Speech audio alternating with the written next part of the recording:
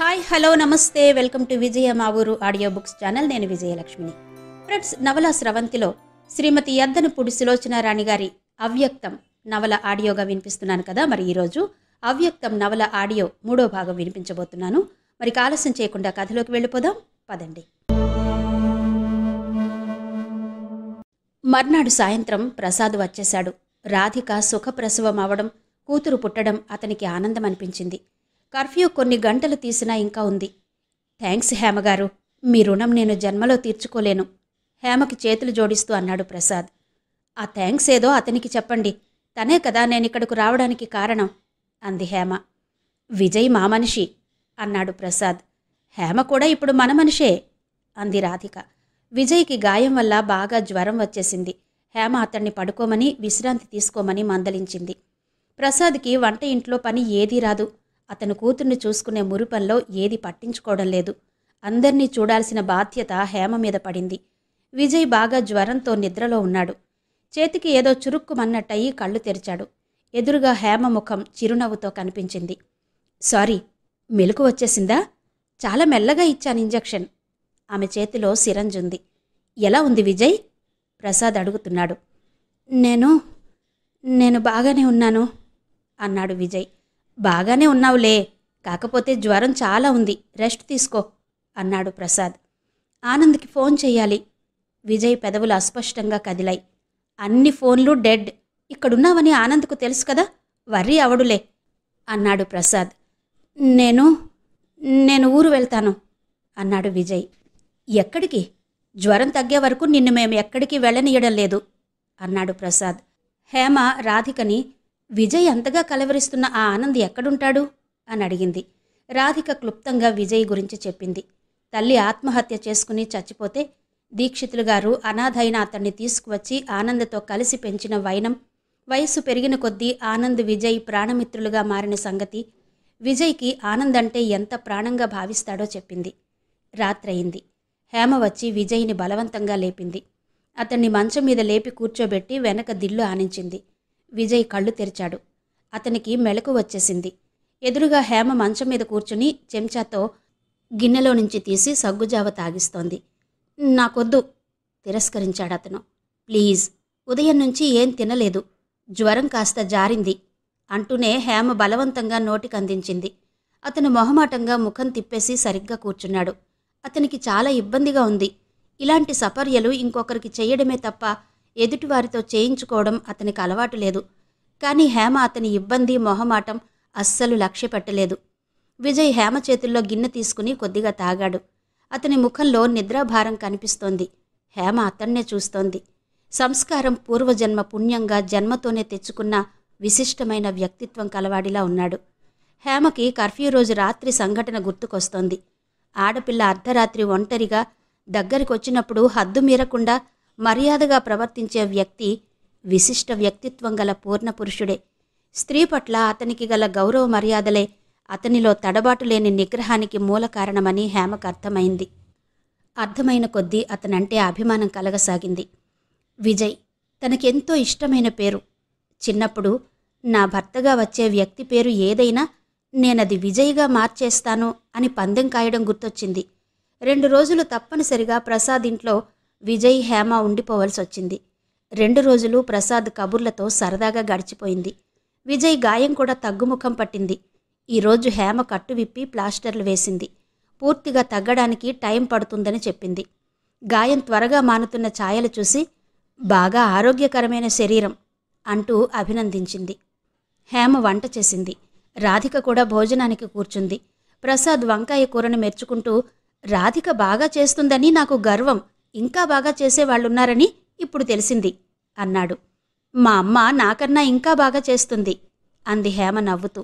ఇంకొంచెం వేసుకో రాధిక విజయ్ని అడిగింది. చాలు విజయ్ వారించాడు. ఆనంద్కి తోడుగా అన్న ప్రకారం వెళ్ళలేకపోయానని బాధపడుతున్నట్టున్నాడు. నీకు తెలుసుగా రాధిక, ఆనంద్ భోజనం చేస్తే విజయ్కి కడుపు నిండుతుంది, ఆనంద్ గాలి సేవిస్తే విజయ్కి ఊపిరందుతుంది.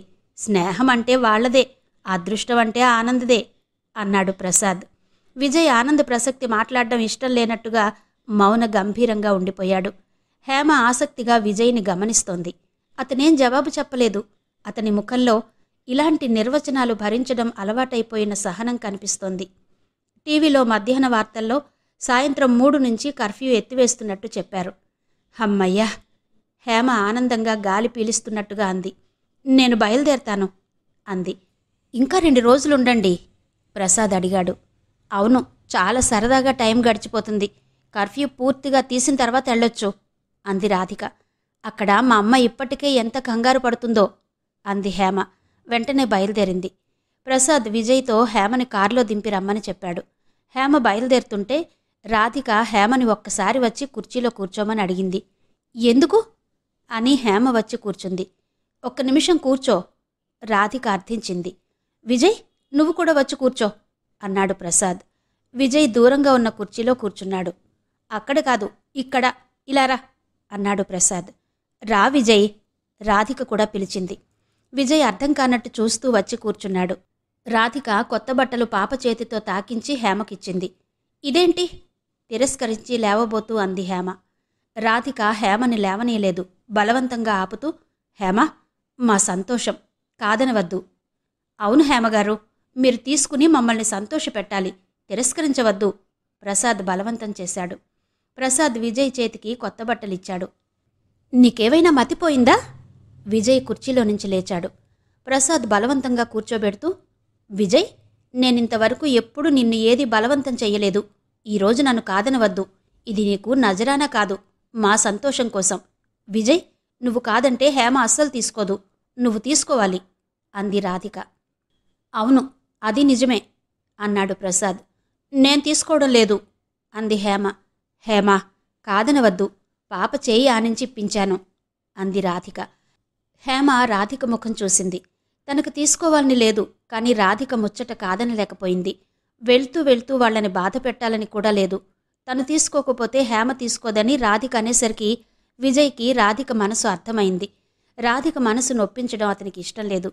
విజయ్కి ఇలాంటి అర్హతలు మర్యాదలు పొందడం తెలీదు.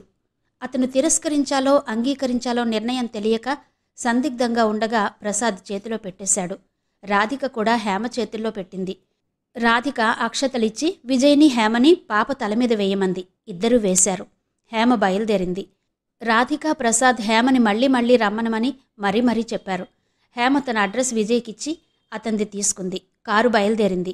రోడ్డు మీద చాలా చోట్ల ఖాళీ మసిబారిన దుకాణాలు, కాయగూర బళ్ళు, కార్లు, ఆటోలు కనిపించాయి.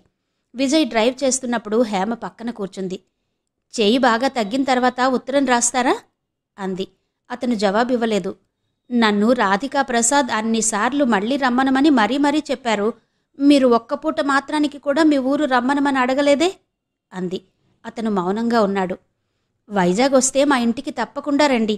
మా అమ్మ మిమ్మల్ని చూస్తే చాలా సంతోషపడుతుంది అంది హేమ. దానికి అతను జవాబు చెప్పలేదు.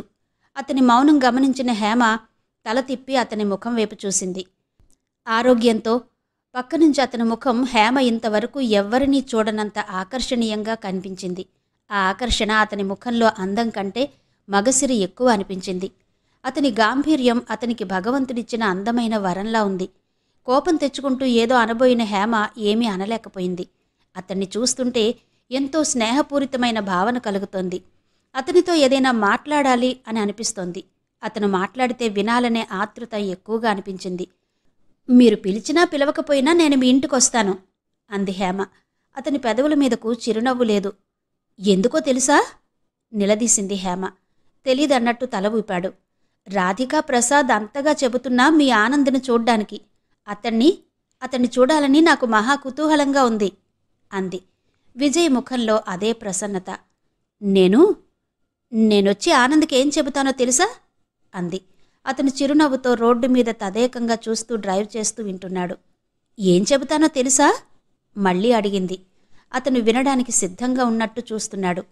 మలక్పేట వచ్చేసింది. ఇల్లు దగ్గరగా వచ్చేస్తోంది. ఇటు చూడండి అడిగింది హేమ. విజయ్ వెంటనే చూడలేదు. ఇటు చూడాలి మీరు ఆమె హఠం చేస్తున్నట్టుగా అంది. విజయ్ తల తిప్పి హేమ వైపు చూశాడు. హేమ చిరునవ్వుతో తన పంత నెగ్గినందుకు చూస్తోంది. ఆమె కళ్లలో లీలగా విజయ గర్వం, ఆనందహాసరేఖ. ఆ క్షణంలో ఆ ముఖం మనోహరంగా ఉంది. ఒక్క నిమిషం విజయ్ ఆమె ముఖం మీద నుంచి చూపు విడదీసుకోలేకపోయాడు. హేమ కూడా చూస్తోంది. ఆమె చూపుల పరిష్వంగంలో అతని హృదయం చిక్కడిపోయినట్టు అనిపిస్తోంది. హేమ కూడా ఒక్క నిమిషం మాట్లాడలేదు. తర్వాత చూపుడు వేలు చూపిస్తూ, ఆనంద్తో నేనేమని అంటానో తెలుసా? అతను వివసుడిలా చూస్తున్నాడు. ముగ్ధ మనోహరంగా ఉంది ఆమె ముఖం. హేమ చెబుతోంది, విజయ్ అంటే నీ ఒక్కడికే అంతిష్టం కాదు, నీకంటే ఎక్కువగా ఇష్టపడేవాళ్లు ఇంకోళ్ళు నీకు పోటీగా ఉన్నారు అంది. కారుకి సైకిల్ అడ్డం వచ్చింది. సడన్ బ్రేకుతో పక్కకి తొలగి ఆగింది. మాట్లాడుతూ యథాలాపంగా ఉన్న హేమ ముఖం విజయ్ భుజానికి కొట్టుకుంది. ఐఎమ్ సారీ అన్నాడు విజయ్. సారీ. హేమ కూడా అదే సమయంలో అతని మీద పడినందుకు క్షమాపణ చెప్పింది. హేమ సడన్గా మాట్లాడుతూ ముందుకు వేగంగా కొట్టుకోవడంతో పెదవి పంటికి తగిలి రక్తం చివ్వున వచ్చింది. రక్తం వస్తోంది. విజయ్ జేబులో నుంచి జేబురుమాలు తీసి ఇచ్చాడు. హేమ సరిగ్గా కూర్చుంది. జేబురుమాలు తీసి పెదవి మీద అద్దుకుంది. ఇంతలో ఇల్లు రానే వచ్చింది.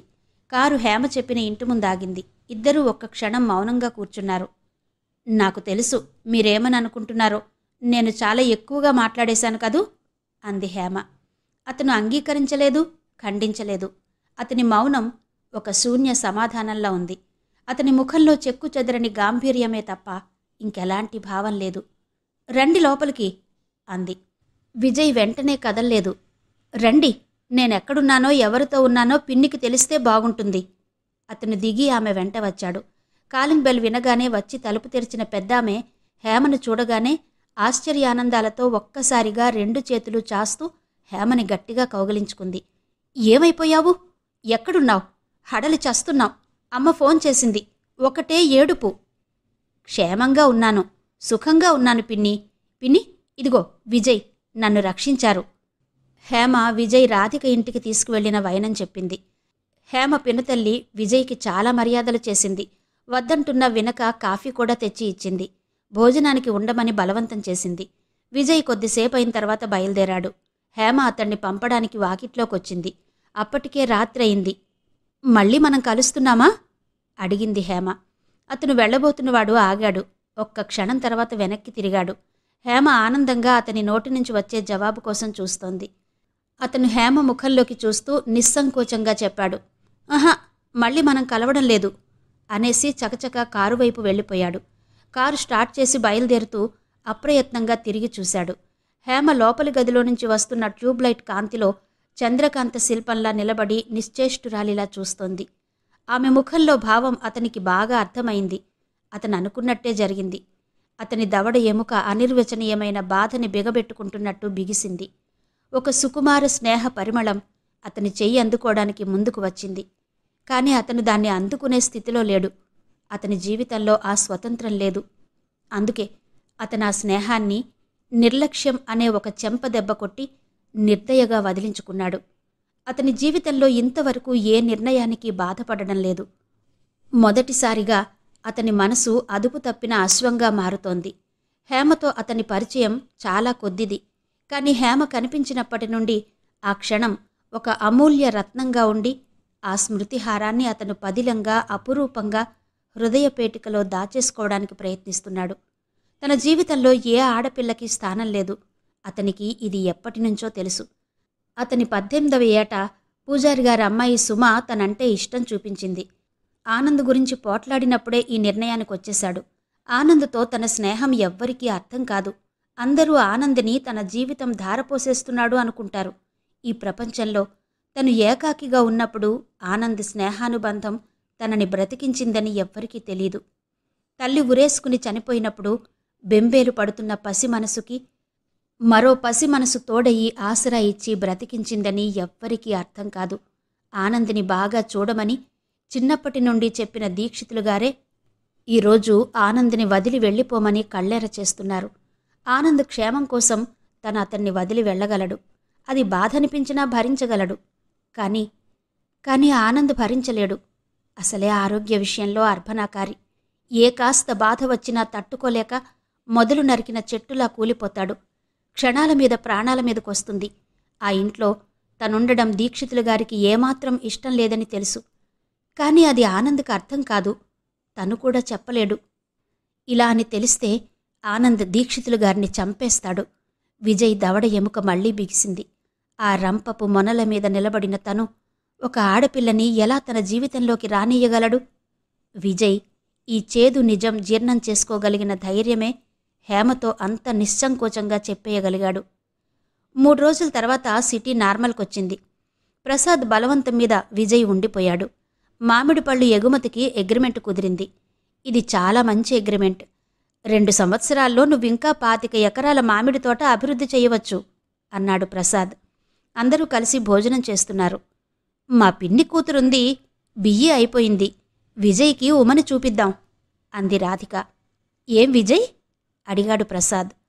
స్నేహమే కాదు, బంధుత్వం కూడా నీతో కలుపుకోవాలని నాకు రాధికకి ఎంతో ఉంది. మా పినమామగారికి సిరామిక్ టైల్స్ ఫ్యాక్టరీ ఉంది. కొడుకు ఫారిన్లో ఉన్నాడు, ఇక్కడికి రాడు. ఉమ పేరిట ఆస్తి చాలా ఉంది.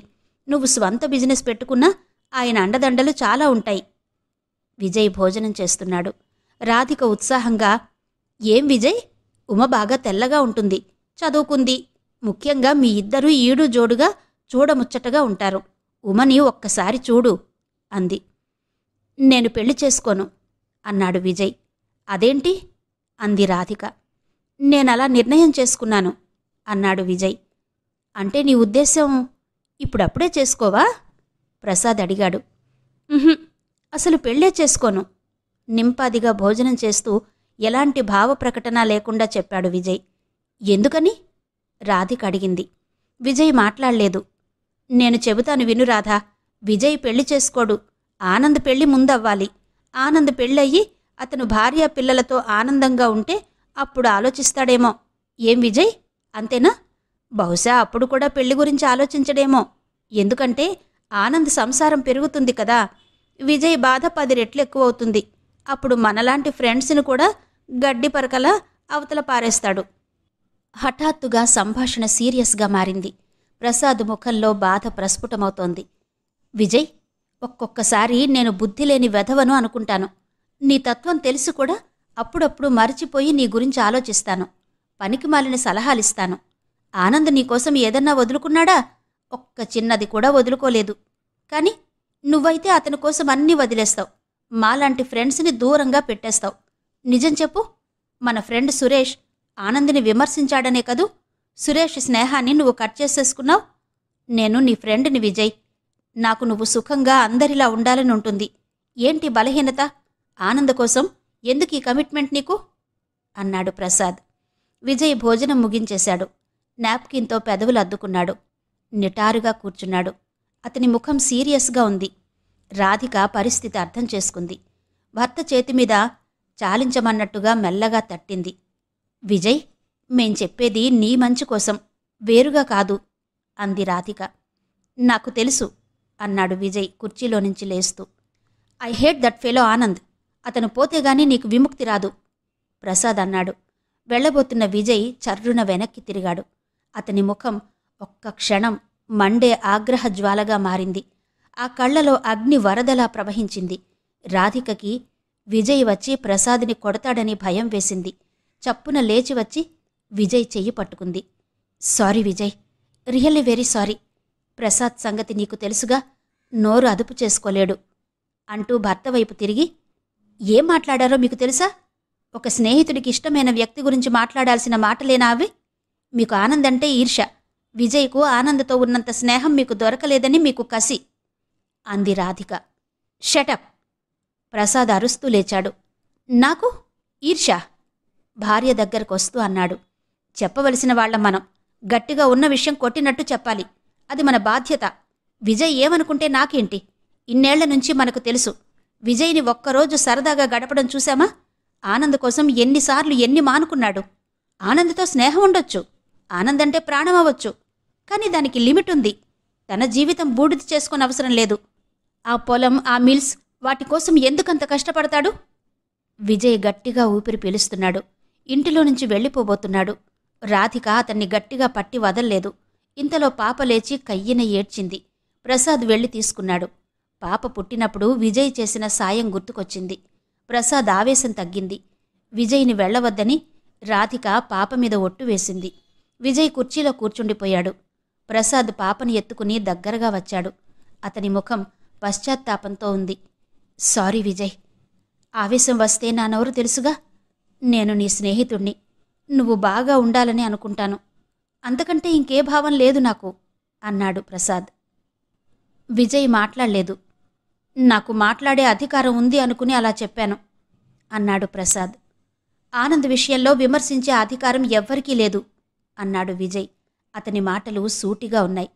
ప్రసాద్కి ఈ జవాబు చాలా కష్టం కలిగించినట్టు అతని ముఖమే చెబుతోంది.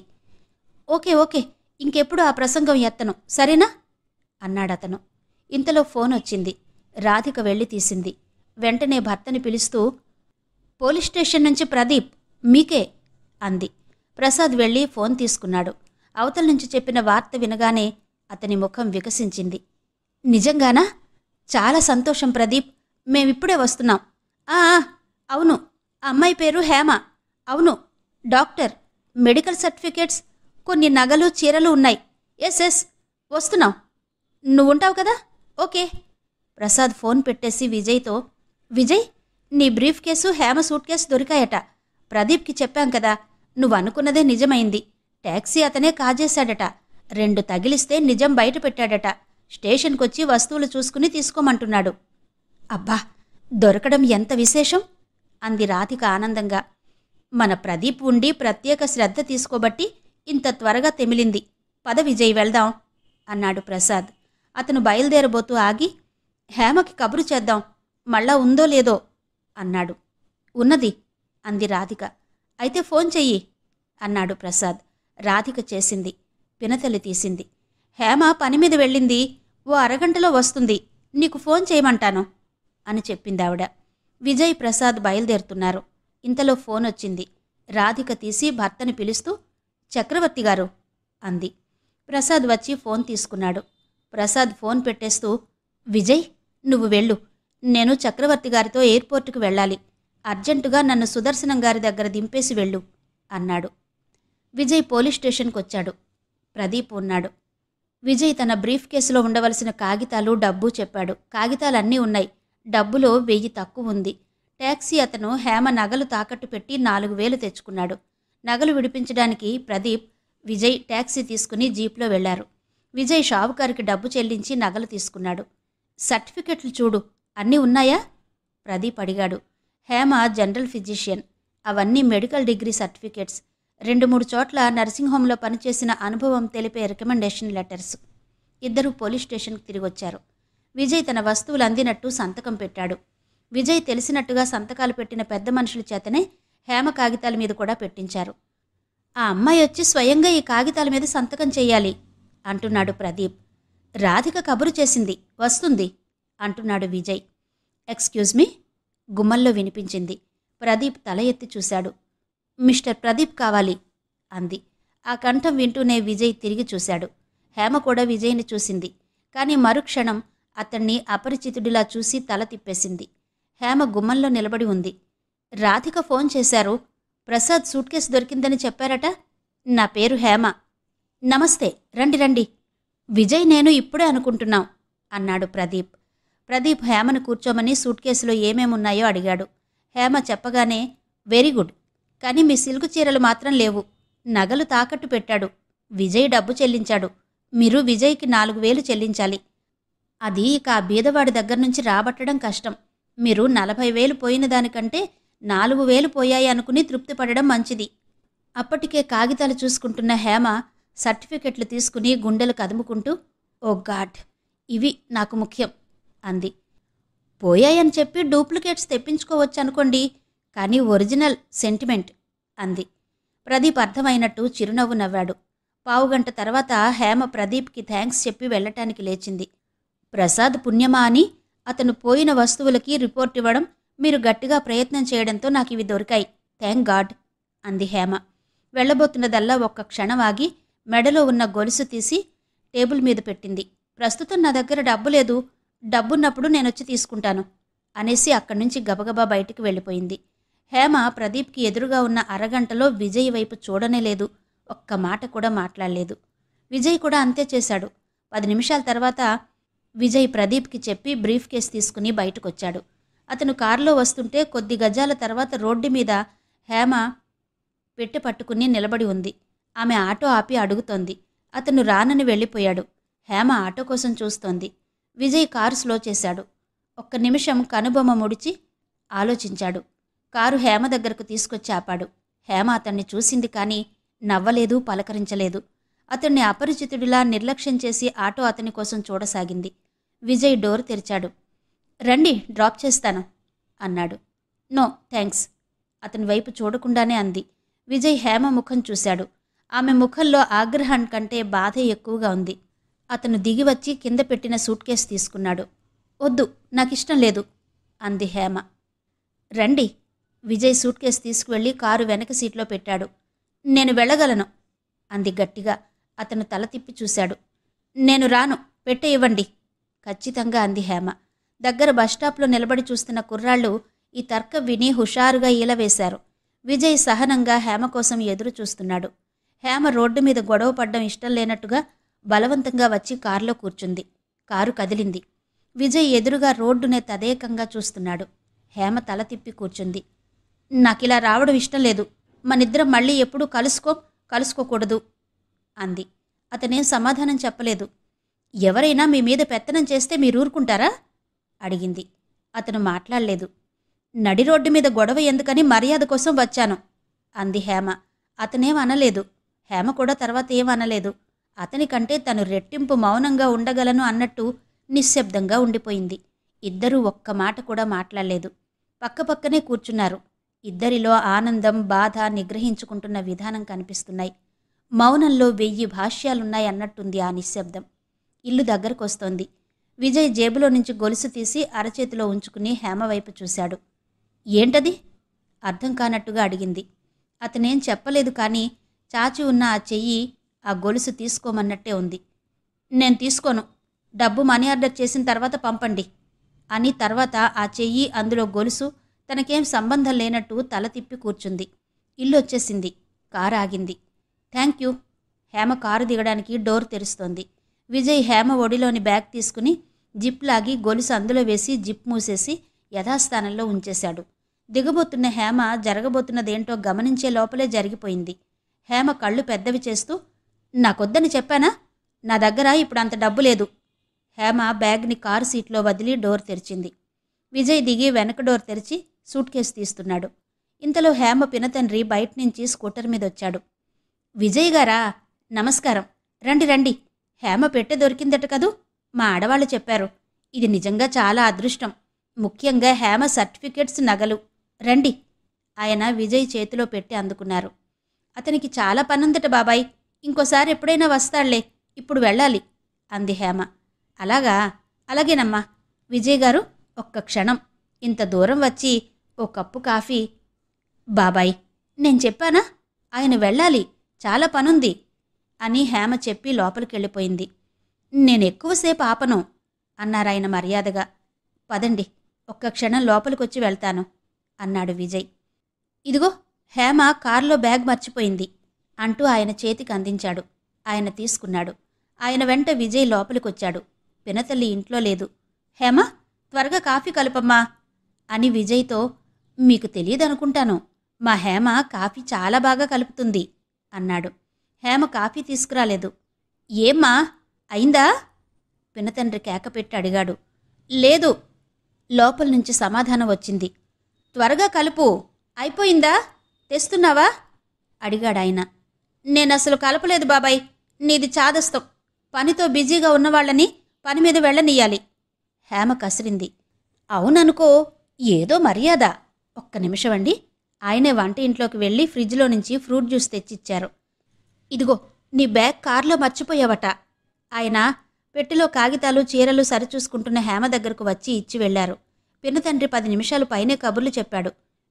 విజయ్కి అలాంటి వాళ్లతో సంభాషణ పెంచటం రాదు. ఆయన చెప్పింది వింటున్నాడు. మధ్యలో హేమ ఒకసారి సుడిగాలిలా ఆ గదిలోకొచ్చి ఏదో అనబోయి తమాయించుకుని వాకిట్లోకి వెళ్ళి వచ్చేసింది. విజయ్ వెళ్లడానికి లేచాడు. హేమ తనతో మాట్లాడే మర్యాదని పూర్తిగా తెంచేసుకుందని అతనికి అర్థమైంది. పాదం గుమ్మం దాటుతుంటే అతని మనసంతా ఏదో వెలితిగా అనిపించసాగింది. ఒక్క నిమిషం హేమ ఉన్న గది గుమ్మం దగ్గరకు వెళ్ళి, నేను వెళ్తున్నా అని చెబుదామని ఎంతగానో అనిపించింది. కాని అతనిలో ఏదో శక్తి అతని మనసును నోరు మూయించి అతని శరీరాన్ని బలవంతంగా గుమ్మం బయటికి నెట్టింది. విజయ్ వచ్చి కారులో కూర్చున్నాడు. కారు స్టార్ట్ అయ్యి తిరిగి వస్తుంటే అనుకోకుండా తల తిప్పి చూశాడు. వరండా ఖాళీగా ఉంది. అతను నిట్టూర్పు వదిలాడు. హేమ ప్రవర్తనకి అతనికేం కోపం రావడం లేదు. తన మీద తనకే కోపం వస్తుంది, హేమని మర్చిపోలేకపోతున్నందుకు. మనం మళ్ళీ కలవడం లేదు అని ఆనాడు అంత ఖచ్చితంగా నిస్సంకోచంగా చెప్పేసిన తర్వాత ఆ అమ్మాయిని మళ్ళా ఒక్కసారి చూడాలని అనిపించినందుకు, పోలీస్ స్టేషన్లో హేమను చూడగానే తన మనసులో ఆనంద జలతరంగిణి అనుకోకుండా ప్రతిధ్వనించినందుకు, అన్నిటికంటే ఎక్కువగా హేమని ఆ మాటతో మనసు కష్టపెట్టానని తెలిసి సారీ చెప్పలేనందుకు. అతను క్రింది పదవి మునిపంటితో నొక్కిపట్టాడు. ఎదురుగా సైకిల్ అడ్డం రావడంతో సడన్ బ్రేక్ వేశాడు. మళ్ళా కారు స్టార్ట్ చేస్తుంటే అతని కళ్ళకి డాష్బోర్డ్లో ఇరుక్కుని తెల్లటి కాగితం కనిపించింది. అతని కనుబొమ్మలు అదేంటో అర్థం కానట్టు ముడిపడ్డాయి. డ్రైవ్ చేస్తూనే అతను డాష్బోర్డు తెరిచి చూశాడు. చుట్టిన తెల్లటి కాగితంలో హేమ గొలుసు మిలమిలలాడుతోంది. అతని కళ్ళు ఆశ్చర్యంగా చూశాయి. తెల్ల కాగితం సరిచేసి చూశాడు. జీవితంలో మళ్ళీ ఎప్పుడూ కలుసుకొని వాళ్ల దగ్గర అప్పు పెట్టడం నాకిష్టం లేదు. హేమ చేతివ్రాత చాలా ప్రొఫెషనల్గా ఉంది. ఆ అక్షరాల పొందికలో ఆమె స్థిరత్వం, ధైర్యం గోచరిస్తున్నాయి. విజయ్ ఆ గొలుసు అరచేతిలో పెట్టుకుని ఒక్క క్షణం తదేకంగా చూశాడు. మెల్లగా అతనిలో కమ్ముకుని వస్తున్న నిరాశా మేఘం చెదిరిపోసాగింది. హేమని మళ్ళా చూడొచ్చు. ఆ అవకాశం తెగిపోలేదు. అతను గొలుసుని జేబులో వేసుకున్నాడు. ఆ కాగితం జేబులో పెట్టుకున్నాడు. క్షణం క్రితం అర్థవిహీనంగా అనిపించిన ఈ ప్రపంచం అతనికి మెల్లగా మళ్ళా ఆసక్తిగా అనిపించసాగింది. అతను డ్రైవ్ చేస్తూనే ఎడమ చేత్తో జేబు మీద చెయ్యి ఆనించుకున్నాడు. అతని అరచేతికి తగిలిన గొలుసు స్పర్శ అతను చేసిన తప్పుని దిద్దుకునేందుకు అవకాశమిస్తానని హామీ ఇస్తున్నట్టుగా ఉంది. 4 వారాలు గడిచాయి. విజయ్ హేమని కలవలేదు. కాని హేమ గురించి రాధిక అప్పుడప్పుడు ఉత్తరాల్లో రాస్తూనే ఉంది. విజయ్ పెట్టెలో హేమ గొలుసు అలాగే ఉంది. హేమ డబ్బు పంపలేదు. విజయ్ గొలుసు వాపసివ్వలేదు. అది ఎప్పటికైనా హేమకి స్వయంగా ఇవ్వాలని అతని నిశ్చయం. మామిడి తోట పక్కనే ఉన్న 10 ఎకరాల కొబ్బరి తోట అమ్మకానికొచ్చింది. విజయ్ అది కొనడానికి సన్నాహాలు చేస్తున్నాడు. దీక్షితులు గారు ఇలాంటి వ్యవహారాల్లో విజయ్కి సర్వస్వతంత్రాలు ఇస్తారు. విజయ్ ఆ తోట కొంటానని అనగానే ఆయన చాలా సంతోషపడినా పైకి మాత్రం నిర్లిప్తంగా, ఏమో విజయ్, అంతా నీ ఇష్టం. నువ్వేది చేసినా ఆనంద్ మంచి కోసమే చేస్తావని నాకు తెలుసు. నేనా పెద్దవాడినయ్యాను. ఆస్తి అభివృద్ధి చెందితే ఆనంద్ ధనవంతుడవుతాడు. ఆనంద్ ధనవంతుడైతే నువ్వైనట్టే. ముందు ఆనంద్కి మంచి పిల్లని చూసి ఈ వేసవిలోనైనా పెళ్లి చేసేయాలి అన్నారు. ఒక్కసారి ఆయన మాటలు వింటుంటే విజయ్కి ఆ పెద్దాయన మీద అనవసరంగా కోపగించుకుంటున్నానా అన్న సందేహం వస్తుంది. విజయ్ ఆ తోట కొనుగోలు, అగ్రిమెంట్, రాతగీతలు ఈ వ్యవహారంలో బిజీగా ఉన్నాడు. దస్తావేజు వ్రాయడానికి స్టాంపులున్న పేపర్ల కోసం తన గదిలోకొచ్చాడు. ఆనంద్ నిలువుటద్దం ఎదురుగా నిలబడి తనని తానే తదేకంగా చూసుకుంటున్నాడు. విజయ్, ఇలారా. కాగితాలు తీసుకుని గబగబా వెళ్ళిపోతున్న విజయ్ని పిలిచాడు. అను, చాలా పనిలో ఉన్నాను, తర్వాత వస్తాను. విజయ్ గది దాటి వెళ్లబోతున్నాడు. నో, ఆనంద్ అరిచాడు. వెళ్ళొద్దు, పని అవుతుందిలే, రా.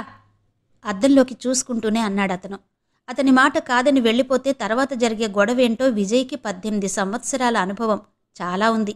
అన్నం తినడు, నీళ్లు తాగడు, అలిగి కూర్చుంటాడు, మాట్లాడడు, కటిక నేల మీద పడుకుంటాడు, చన్నీళ్ల స్నానం చేసి జలుబు తెచ్చుకుంటాడు, ఆస్తమాతో హాస్పిటల్ పాలయ్యి చావు బతుకుల మధ్య ఊగిసలాడతాడు. విజయ్ అయిష్టంగా గదిలోకి తిరిగి వస్తూ, ఏంటో త్వరగా చెప్పు, అవతల పెద్ద మనుషులు వెయిట్ చేస్తున్నారు అంటూ తొందర పెట్టాడు. పెద్ద మనుషులా? వాళ్ళా? ఈ ప్రపంచంలో నీకంటే పెద్ద మనిషి ఇంకెవరూ లేరు. కాబట్టి పెద్ద మనిషి అయిన నీకోసం వాళ్ళెదురు చూడాలి అన్నాడు ఆనంద్. చప్పున చెప్పు. కాగితాలు సరిగ్గా ఉన్నాయో లేదో చూసుకుంటూ అడిగాడు. ఇదిగో చూడు. ఆనంద్ ఇటు తిరిగి సంతోషంగా అన్నాడు. ఏంటి? కాగితాలు చూస్తూ తలెత్తిన విజయ్ నిశ్చేష్టుడయ్యాడు. ఆనంద్ మెడలో హేమ గొలుసు మిలమిలలాడుతూ వేళ్లాడుతోంది.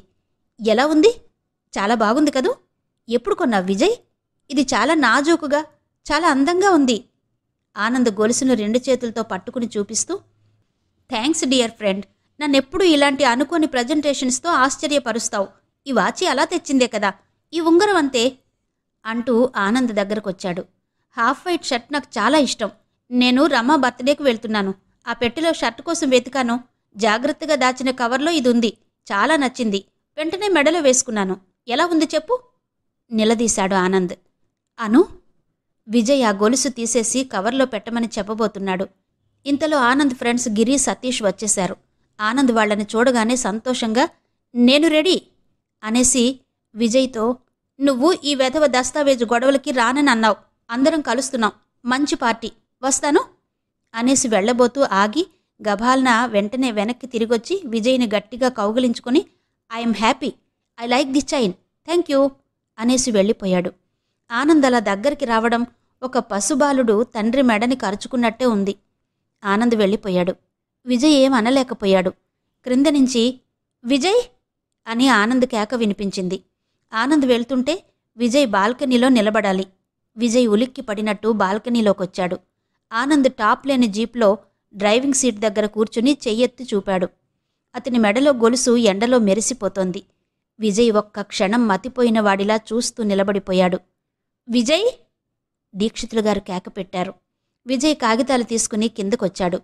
అగ్రిమెంట్ పూర్తయ్యేసరికి రాత్రి 9 గంటలైంది. చివర్లో దీక్షితులు గారు కనీసం 15,000 తగ్గించమని మొదలు పెట్టడంతో వాగ్వివాదాలు జరిగాయి. పని ముగిసింది. అందరూ వెళ్లారు. దీక్షితులు గారు రాత్రివేళ పలహారం తినేసి త్వరగా పడుకుంటారు. ఆనంద్ ఇంటికి తిరిగి వచ్చేస్తున్నానని ఫోన్ చేశాడు. విజయ్ ఎదురు చూస్తున్నాడు. రాత్రి 11 గంటలైంది. ఊరంతా నిద్రపోయినట్టు నిశ్శబ్దం. ఆనంద్ ఫోన్ చేసి చాలాసేపయింది. విజయ్ గదిలో అటూ ఇటూ తిరుగుతున్నాడు. ఆలస్యమైతే ఆనంద్ దగ్గర్నుంచి మళ్ళా కారణం చెబుతూ ఫోన్ వస్తుంది. అతని మనసు క్రమంగా ఆందోళనకి గురవుతుంది. ఆనంద్ తనయుడువాడే, అతని మంచి చెడులు అతను చూసుకోగలడు అని తనకి తాను ధైర్యం చెప్పుకోవాలి అనుకుంటాడు విజయ్. ఇప్పుడు కూడా అదే అనుకుంటున్నాడు. కాని మనసులో అలజడి ఉండి ఉండి కెరటంలా వస్తోంది. నిశ్శబ్దం నిండిన ఆ రాత్రిలో ఏదో సర్రున వినిపిస్తోంది. విజయ్ బయట లైట్ వేసి బాల్కనీలోకొచ్చాడు. 2 ఎడ్ల బండి ఒకటి ఆనంద్ జీపుని లాక్కుంటూ వస్తోంది. విజయ్ గబగబా దిగివచ్చాడు. ఆనంద్ జీపుని చెట్టుకు తగిలించాడు. అతనికి స్పృహ లేదు. డ్రింక్ చేసి ఉన్నాడు. నిద్రతో వేళ్లాడుతున్నాడు. మేం పొలం నుంచొస్తుంటే చెట్టుకి గుద్దేసున్నాడండి. చూసి తీస్తుంటే ఒక ఆసామి గుర్తుపట్టి చిట్టిపల్లిలో దీక్షితులు గారి మనవడు అని చెప్పారు. గుర్తులు చెబితే తీసుకొచ్చాం. విజయ్ ఆనంద్ని చూశాడు. పెద్దగా దెబ్బలేం తగల్లేదు. భుజాలు చెక్కుకుపోయాయి. విజయ్ వాళ్లకి థ్యాంక్స్ చెప్పి డబ్బులిచ్చేసి పంపాడు. ఆనంద్ని చేతులతో పైకి తీసుకొచ్చి మంచం మీద పడుకోబెట్టాడు. విజయ్ చూశాడు. ఆనంద్ మెడలో గొలుసు, చేతివాచి, వేలి ఉంగరం లేవు. కాళ్లకి ఉన్న ఖరీదైన చెప్పులు కూడా ఎవరో కొట్టేశారు. విజయ్ నిశ్చేష్టుడైనట్టు చూస్తున్నాడు. అవ్యక్తం శ్రీమతి యద్దనపూడి సులోచనారాణి గారి నవల ఆడియో 3వ భాగం విన్నారు కదా. మిగిలిన కథ తర్వాతి భాగాల్లో వినిపిస్తాను. అంతవరకు సెలవు. నమస్తే.